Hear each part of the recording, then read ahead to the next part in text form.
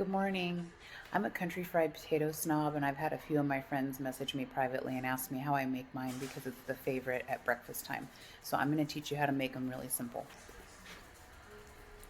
The first thing is you have to start with a hot pan. Mine is preheated and olive oil, or you can use vegetable oil. I've just started using olive oil over the years, but either one is fine.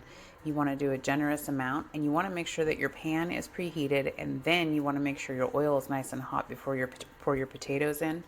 So rule number one in my kitchen is don't stir it unless I ask you. If you come into the kitchen and you stir something that I didn't ask you to stir, I will probably give you the look of death, and that's because things like fried potatoes don't get stirred until they're already crispy and brown on the bottom. If you start stirring your potatoes too soon, that's how you end up with a mushy glob of potatoes that are unevenly cooked and they're real starchy and you don't get any crunch to them.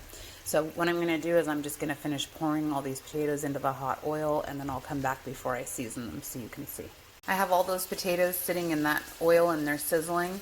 All I've done is taken the raw potatoes and dropped them in the oil. They've been in there maybe 30 seconds. Now I'm going to season them up, and I promise you I'm not going to touch these for a really long time. So this is the secret to all things country in my kitchen. If you've ever had my biscuits and gravy or fried potatoes or anything of that nature, this is the base seasoning I use for everything. Shout out to my friends who keep it on their shelf now.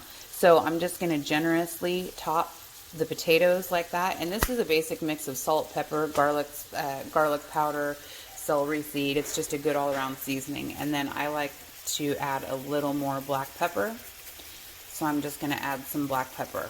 I'm not going to stir, I'm not going to do anything. I've just got the seasoning sitting on top of those raw potatoes. This is probably going to sit for a good 7 or 8 minutes before I even touch it. And I'll know it's okay to stir it when nothing sticks to the bottom and that bottom layer is crispy and brown. So I'll be back in about 7 to 8 minutes.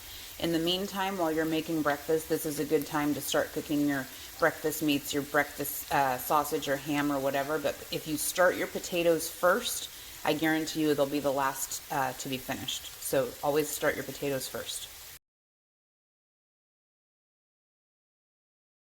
All right, these have been sizzling for about 7 or 8 minutes, and I'm going to take a wooden spoon and I'm just going to scrape them up and flip them over, and they should be nice and crispy brown on the bottom. Hear that? See the brown? If you start to turn your potatoes and they're not brown like that, or you feel mush or they stick, stop. They're not ready to be stirred yet. I'm going to keep stirring these till they're well mixed, and I'll be right back. Okay, I fully stirred those, and everything that was crispy brown on the bottom is now on the top. I'm just going to do one light sprinkle of the Nature Seasons again, and then I'm going to do the same exact thing. I'm going to let it sit for about 5 or 6 minutes, and I'm just going to keep watching. I do not want the bottoms to burn, but I want everything to look brown and crispy just like this. Couple things with fried potatoes. Never put a lid on it. People tell you to do that because it makes them cook faster. What it does is it steams your potato, it releases moisture, and then you have a soggy mess. The best way to get a good fried potato is to be very patient, cook it at a good medium to about a medium heat, and just let it slowly brown the bottom. Stir every 5 to 7 minutes. When about 80% of your potatoes are brown, then you can turn your heat up a little bit and continue to stir until the whole batch is exactly right. Sometimes I get creative and I start adding peppers and onions and other things, and that's usually when I'm making breakfast burritos. But today I'm just doing straightforward potatoes because we're just doing sausage and eggs and toast. So I'm going to come back every time I stir these so that you can see what they look like when they're perfectly done. But this truly is the magic to a perfectly cooked fried potato, where the inside is done well and the outside is crispy and seasoned. Okay, this has been sitting for about 5 minutes, so I'm going to do a stir just to see. So yeah, it's starting to get crispy and brown. That next layer has been brown. I'm not going to season this anymore until the very end. I'll taste them, and if it needs a little bit of a boost, I'll give it some salt and pepper, but that Nature Seasons has a lot of salt in it, so you don't want to overdo it, just a good coat twice. So this is my second good stir. They've been sitting for about 4 minutes. And I'm going to go on and cook my sausage and eggs, and I'll come back when it's time to stir these again.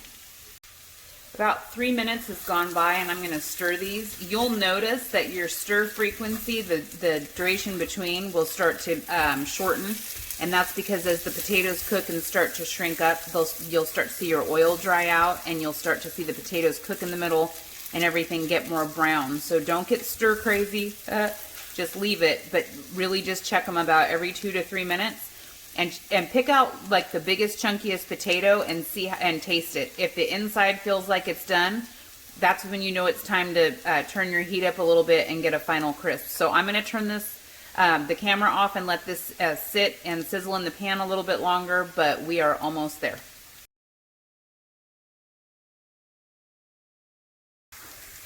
Okay, I pulled out one of the bigger, chunkier potatoes, and the inside of it was cooked all the way through. So I know that the potatoes themselves are cooked, which means that if I overstir, they're really going to get mushy. But I'm going to go ahead and stir these, and you can see they're really starting to crisp up on the bottom. So now that about 75–80% of these potatoes have a good crispy brown side, and I know the insides are cooked. The worst thing you can do is crisp the outside and have raw potatoes on the inside. That's a big nasty no-no. So right now, I know all the insides are cooked, and the only thing I have left to do is brown. So I'm going to pump up my heat just a little bit to just a medium high, and I'm going to let these sit without stirring them for about a minute to a minute and a half.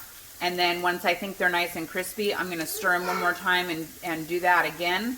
And then we'll get a nice crunchy outer potato that's cooked on the inside. I'll be right back when it's time to turn them again. It's been about a minute and a half, so I'm going to stir these again. See how they're nice and crispy brown? So I'm going to do this, let these sit in the pan with this bottom side for about another minute or minute and a half, and then these are ready to eat. I'm going to pull them away from the side. My sausage is almost done, and then all I have to do is cook eggs. So these potatoes probably took, what, 25 minutes total?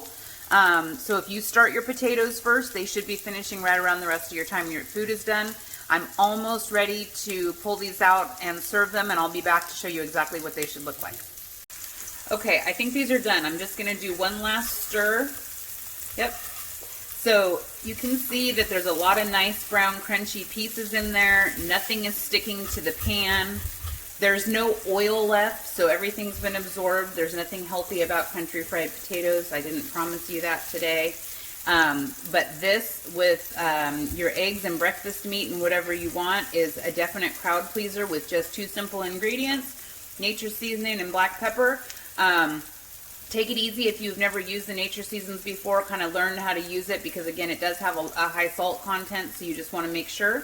But serve this up with your favorite breakfast, and let me know how you like it.